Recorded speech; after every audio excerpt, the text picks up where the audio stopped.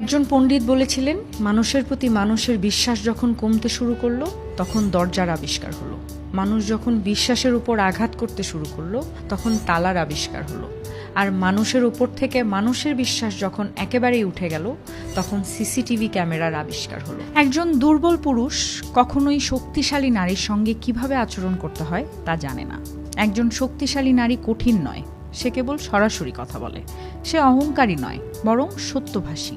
কিন্তু যদি পুরুষটি আত্মবিশ্বাসহীন হন তখনই হয় আসল সমস্যা। মানসিকভাবে অপরিপক্ক বা নিজের ভেতরেই দ্বন্দ্বে ভোগে, তাহলে সেই নারীর স্পষ্টতা তার কাছে আশীর্বাদ নয়, বরং হুমকি মনে হবে। সে যখন নিজের মনের কথা বলে তখন সেই পুরুষ চমকে ওঠে। যখন সে সম্পর্কের বিষয়ে স্পষ্টতা চায় তখন তাকে বলা হয় তুমি বেশি চাও। সে যখন সীমারেখা তৈরি করে তখন বলা হয় সে বড্ড নিয়ন্ত্রণ করতে চায়। সে যখন সম্পর্ককে উন্নত করতে চ্যালেঞ্জ করে তখন বলা হয় বদলে দিতে চাইছে। অথচ আসল কথা হলো, একজন দুর্বল পুরুষ জানে এই নারী তাকে ঠিকই চিনে ফেলেছে। তার মোহময় আচরণ এখানে আর চলে না। খালি কথা বলে তাকে স্পষ্ট করা যায় না, আর সামান্য মনোযোগ দিয়ে তাকে চুপ করানো যায় না। তাহলে তখন সে কি করে? সে দোষ চাপায় নারীর ওপর।